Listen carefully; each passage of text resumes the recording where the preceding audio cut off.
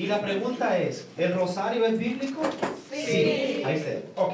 Les dije que esta enseñanza, ven ustedes que tiene 1, 2, 3, 4 hojas.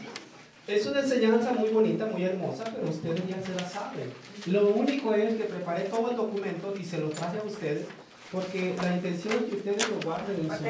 para que ustedes lo tengan en su... ¿cómo dicen? En su folder. Ajá. Y la alegría más grande mía va a ser, ya saben que les he dicho esto, que un tiempo me digan algo de ustedes. Allá está mi hermano Alberto dando clases en una parroquia. Allá está mi hermano Demi, allá está mi hermano Moisés. ¿Por qué? Porque recuerden que eso es el Evangelio. Yo me voy a sentir gozoso cuando sé que yo he formado a otra persona. Pero si no tenemos el don de maestro. Acuérdense, miren, dejen decirles algo y se lo dije el lunes pasado. Esto que vamos a terminar la próxima semana, lo que estamos haciendo, apologética, es el abecedario, ¿ok? A, B, C, D. Ustedes ya están aprendiendo el abecedario. Después de esto vienen los cursos espirituales, los crecimientos. Por ejemplo, el curso de Emaús, el curso de San Juan, Cristología, podemos tomarlo también, Apolo, en la primera etapa del cristianismo, ¿verdad? De la cristiandad, ir creciendo. En la segunda etapa vienen los cursos de San Pablo, que es muy importante, vivir y seguir a Cristo como se enamoró y como lo siguió San Pablo. Y al último se termina la unción del Espíritu Santo, cuando ustedes ya son enviados. Yo duré 5 años, pues yo soy un burrito, a mí me cuesta aprender las cosas. Probablemente ustedes lo pueden aprender más fácil, pero yo no creo. Créanlo de que sí, créanlo. Miren, cuando yo veo a mi hermano Juan haciendo esto, les digo, la neta, los primeros años de mi entrega a Cristo, ¿quién me iba a animar a hacer esto yo? Pero él es maestro. Por eso, pero yo estaba sentado. Siempre aprendemos mirando y escuchando. Eso es lo que al verlo están en la conexión. Sí, entonces yo digo que ustedes pueden más que yo. Ahora, las recomendaciones que yo les voy a dar es esto: invitarlos a que no se cansen de predicar. No porque ya sacaron este curso ustedes digan, ya estamos listos para predicar. No, esto es el abecedario. Ustedes ahorita a lo mejor ya pueden juntar la A con, ¿cómo es? La P con la A, la P con la A, dice papá. Así están ahorita ustedes aquí en este nivel.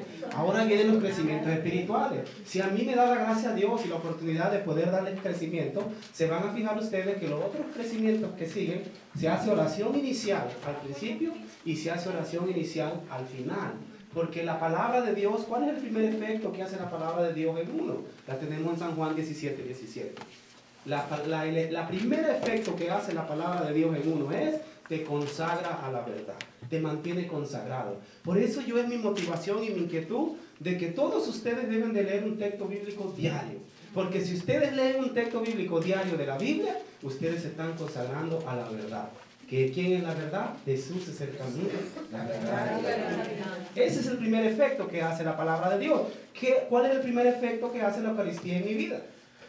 ¿Cuál es el primer efecto? ¿Cuál es el primer fruto que debe dar en mi vida la Eucaristía cuando yo como el cuerpo y bebo la sangre de Cristo? El amor. El amor. Si tú no estás comiendo el cuerpo de Cristo y bebiendo la sangre de Cristo y te está dando este fruto, cuidado, examina la conciencia, dice 1 Corintios 11, del 27 en adelante. La estás comiendo para tu propia condenación. Cuando tú traigas resentimiento, 1 Timoteo capítulo 2 versículo 1 dice que el hombre o la mujer oren a Dios sin resentimiento. Cuando traigas resentimiento en tu corazón, no comas el cuerpo de Cristo ni bebas la sangre de Cristo. Que no te importe que el padre diga o que la coordinadora o que alguien diga, oye, ¿por qué ahora, no me acuerdo su nombre, iba a decir, Francis, ¿por qué ahora Francis no comió el cuerpo de Jesús? Puedes decir otro, ¿por qué no lo comiste? Solo Francis sabe cómo está su corazón ante Dios. Y esto lo vamos aprendiendo en los crecimientos espirituales. Se nos va quitando los chismosos, los mitoteros, los perezosos. ¿Por qué? Porque vamos conociendo realmente a un Jesús vivo y resucitado. Por eso es que este es el abecedario. La apologética no te sirve para crecer espiritualmente. La apologética te sirve para crecer en tu fe, en tu doctrina y defenderla con reverencia, con humildad. Eso es la apologética. Entonces ustedes, yo les invito que de aquí en adelante no se cansen de estudiar. Cada vez que yo estudio, siento que menos conozco de Jesús. Al otro día, el jueves parece que fue, o el lunes, por la mañana, ya no me acuerdo, me llamó mi hermanita Lucy Buté, que es de la arquidiócesis. Y me decía ella que yo ya saqué ese curso que van a dar, que se empieza mañana. Yo lo saqué en el año 2006 y me lo impartió el hermano Marco Ramírez, ¿verdad? En el 2007, por ahí, en la iglesia de Belgarde que se llama Santa Gertrude, por ahí está. Entonces, yo le decía a ella, y me dice ella pues que si yo quería volver a estudiar, y le dije, claro que sí, si puedo, ahí estaré con mi esposa, porque les digo, igual que ustedes, entre más yo estudio, menos siento que yo conozco de Cristo Jesús. Entonces, ustedes cambien la manera de pensar y cambiarán la manera de vivir. No importa que ustedes hayan terminado este curso, ¿qué sigue más? Yo voy a prepararme. Hay algo que no te puede quitar nadie. El carro, si no lo pagas, te lo quita el dealer, ¿verdad? No se volteen a ver. La casa, si no pagas, te la quitan. El apartamento, si no lo pagan, te corren. El trabajo te lo pueden quitar. Pero hay algo que no te puede quitar nadie, que es tu conocimiento, tu crecimiento y sabiduría en Dios. Eso así es fácil. ¿Entendimos ese rollo? Entonces, esta enseñanza de hoy, el rosario bíblico, ya no la sabemos. Mi invitación, sigámonos preparando, sigámonos adelante, no se vuelvan conformistas. Miren, saqué esto a petición de mi hermano Juan. Mi hermano Juan, creo que te quedé mal y les quedé mal a varios, porque en el rosario no hay mucha información acerca de quién es el que lo quita los salmos y empiezan a rezar el rosario. Es como una historia, o es como, ¿cómo se puede decir? Es un documento, ¿verdad? Hay documentos y todo, pero no dice exactamente quién es el que quita de hacer los salmos y inicia el rosario. Pero vamos a leer lo que saqué y encontré. Luego le doy la página del Vaticano, donde yo me argumenté y resumí, y ustedes pueden entrar también. Dice así: un tal Pablo el ermitaño, en el siglo IV, se había impuesto a sí mismo la tarea de repetir 300 oraciones, de acuerdo con un formulario establecido todos los días. Para ello recogió 300 piedras y tiró... No, yo sé que no, él está diciendo yo lo tengo. Sí. Todos estaban perdidos. No, les voy a leer esto, y luego les voy a dar la página del Vaticano. Y ustedes pueden entrar a sacar esto que yo saqué. Pero, o sea, pues no hay nada concreto que nos diga. Me acuerdo cuando le hice al padre José, mi párroco, la pregunta, le dije, padre, ¿quién es el que quita los salmos y hace el rosario? Y me dice, me queda viendo así, dice, ay hijo, dice, ¿a qué problema me has metido? Yo no sé, dice. Y él me dio la página del Vaticano para entrar y ahí encontré todo esto. Que yo lo leo. ¿Okay? Dice así, fíjense bien. Sigamos. Dice, un tal Pablo el ermitaño en el siglo IV se había impuesto a sí mismo la tarea de repetir 300 oraciones de acuerdo con un formulario establecido todos los días. Para ello recogió 300 piedras y tiró una a medida que cada oración se terminó. Otro ejemplo parece ocurrir en el caso de Santa Rosalía, en el año 1160 después de Cristo, en cuya tumba se han encontrado cadenas similares de perlas y fueron descubiertas. Más importante aún es el hecho de que estas cadenas de perlas eran conocidos en toda la Edad Media. En cualquier caso, es cierto que en el curso del siglo XII y antes del nacimiento de Santo Domingo, la práctica de recitar 50 o 150 Ave María había llegado a ser generalmente conocida. O sea, hay varios que se lo dan que el que lo cambia es Santo Domingo, ¿verdad? Que es el fundador de los dominicos. No sé si ustedes han escuchado un poco. Santo Domingo de Guzmán, ¿ok? Entonces, vamos a seguir acá leyendo. Dice así. Dice, la historia de Eulalia, en particular, de acuerdo con el cual un cliente de la Santísima Virgen, que solía decir 150 aves, fue convidado por ella para decir solo 50. Pero más lentamente se ha demostrado por Masufia, el Mariel Leyen. Este es el documento del Vaticano que van a encontrar. Ser sin duda de fecha temprana. No menos incluyente es el relato de San Alberto Magno, en el año 1140, por su biógrafo contemporáneo, que nos dice, 100 veces al día le dobló la rodilla y 50 veces él se postró levantando su cuerpo otra vez por sus dedos y dedos de los pies, mientras repetía en cada genuflexión: Dios te salve María, llena eres de gracia, el Señor es contigo, bendita tú eres entre todas las mujeres, y bendito es el fruto de tu vientre. O sea, usaba los dedos de las manos y los dedos de los pies, ¿verdad? Ok, este fue el conjunto del Ave María, como entonces dije, y el hecho de que todas las palabras están establecidas y no implica que la fórmula aún no había llegado a ser universalmente conocida. En Inglaterra, 20 años antes de la fundación dominiciana, se hizo en este país. Parece difícil resistirse a la conclusión de que la costumbre de recitar 50 aves o de 250 se había vuelto familiar, independientemente de y antes de la predicación de Santo Domingo.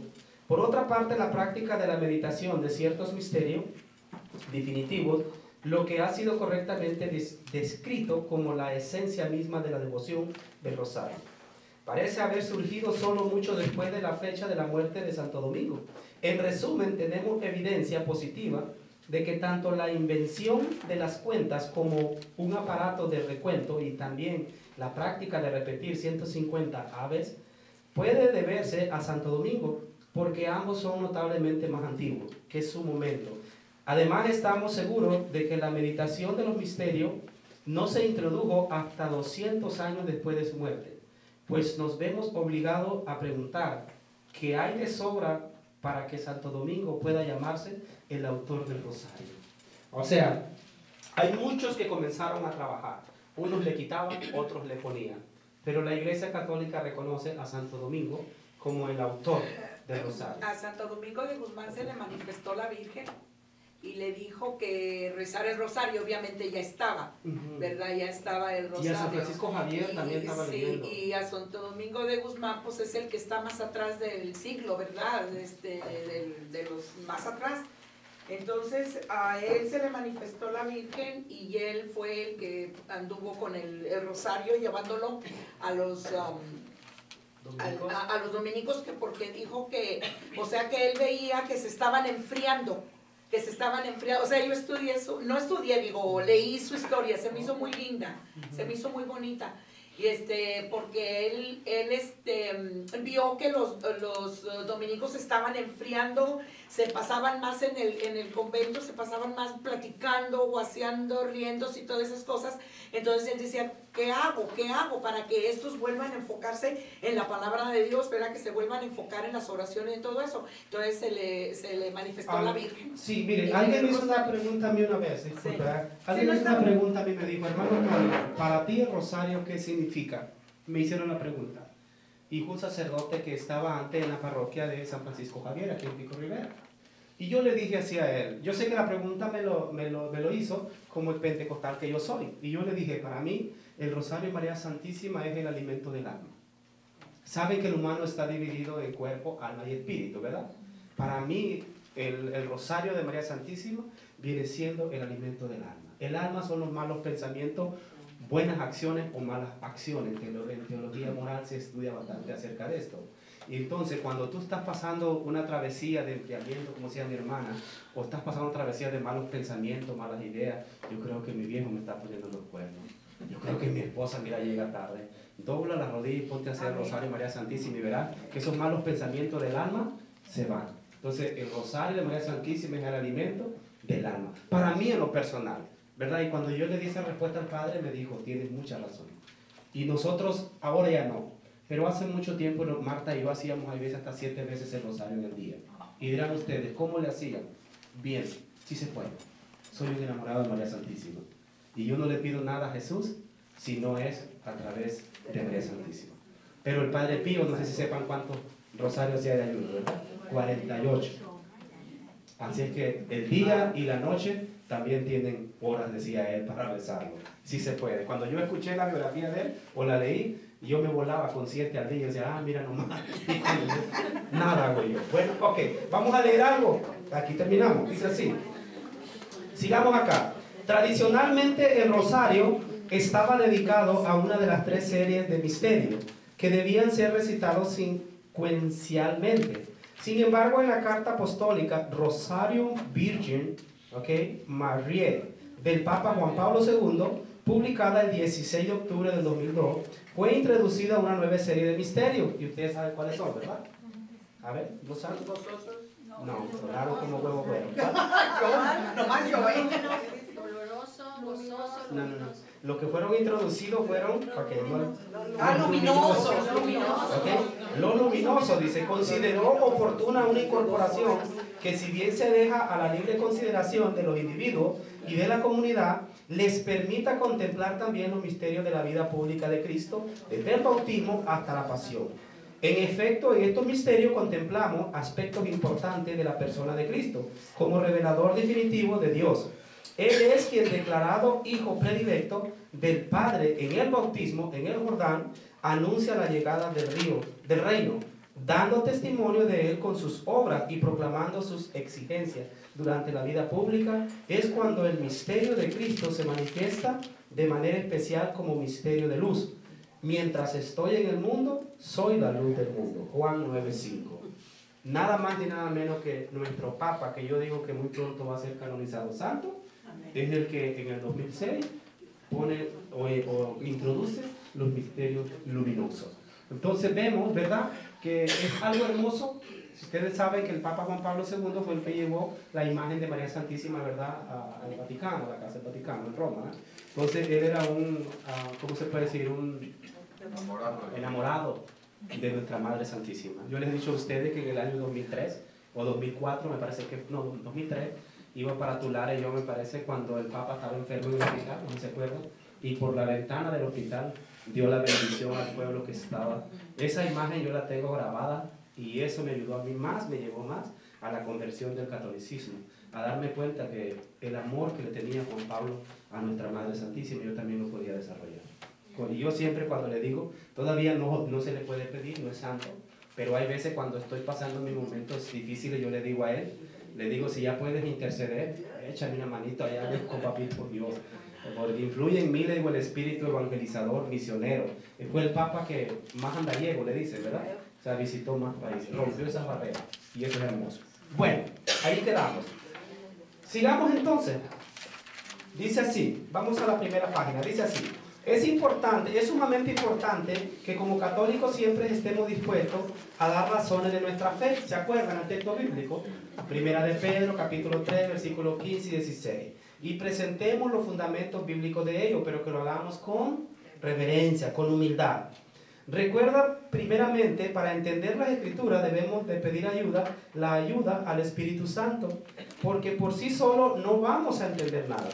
Voy a tratar de explicarte que el rosario no es un invento de hombre, sino que es bíblico. Y si Jesús mismo, al orar, repitió las mismas palabras, como dice el Evangelio de Marcos 14:39, si nosotros nos consideramos hermanos de Jesús, debemos de seguir su ejemplo y aprender de él. Quiero que me lean, para empezar, Marcos 14:39. Marcos 14:39. Van 18.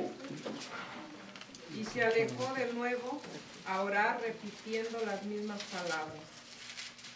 Palabra de Dios. ¿Okay? ¿Dónde sucedió eso? Cuando estaba en el Getsemaní, ¿verdad? Lo que quiero que leamos es la palabra que Jesús dice, y como nuestro hermano mayor debemos de seguir el ejemplo de nuestro hermano mayor. Dice así: Jesucristo nos puso el ejemplo de rezar así. Es falso que la Biblia prohíba repetir palabras en la oración, cuando en el Evangelio de Mateo 6:7 Jesús dice que no se hable tanto en la oración. En ese mismo versículo aclara que se refiere a los paganos que creen que por hacer tanta palabrería van a ser escuchados. El rechazo no es a repetir palabras, sino al hacerlo sin sentido interior y profundo, como lo haría un pagano. Si alguien te dijo, eso sería muy bueno que le dijeras que el mismo Señor Jesucristo nos puso el ejemplo al rezar repitiendo palabras. Esto fue lo que sucedió. Era uno de los momentos más importantes en la vida de nuestro Señor Jesucristo, pues Él sabía que había llegado la hora de entregarse para salvación del hombre. Es la oración del huerto de Getsemaní. ¿Cómo fue su oración? Veamos lo que la Biblia nos dice. Vamos a leer lo que leyó mi hermano ahorita, ¿verdad? Marcos 14:39 dice: se alejó de nuevo a orar repitiendo las mismas palabras. Si Jesucristo oró repitiendo las mismas palabras, entonces también nosotros lo podemos hacer. a menos que el protestante diga que también Jesucristo hizo mal al hacerlo así. Aunque usted no lo crea, algunos serán capaces de decir eso con tal de no reconocer su error. Quiero explicarles un poquito aquí donde dice Mateo 6:7. Yo no sé si ustedes han dado cuenta que ese texto bíblico dice que cuando tú entres al cuarto a orar a sola, que no repitas palabras vanas. Esto es para ustedes, ¿verdad? Gratis se los paso, ¿verdad? Porque ahí les va la pregunta. Y dice que no digan palabras vanas, ¿verdad? Que Dios ya sabe lo que ustedes necesitan, ¿verdad? ¿Se han leído eso, verdad? Que oren en silencio, dice allí, ¿verdad? Ok, ¿no le han hecho una pregunta a ustedes que muchos hermanos dicen a veces cuando está el predicador enfrente y dice, hermano, alaba a Dios con tus labios, hermano, ora a Dios con tus labios, dile tus cosas? Entonces viene, si el predicador no está formado, no sabe distinguir lo que es alabar y adorar, que es mucha la diferencia. La oración y la adoración personal es en secreto, es en privado, dice, ¿verdad? Pero la alabanza es en público. No se puede alabar, me parece que el Salmo 104, versículo 3 dice el salmista, te alabo, Señor, con toda mi alma. No dice te adoro.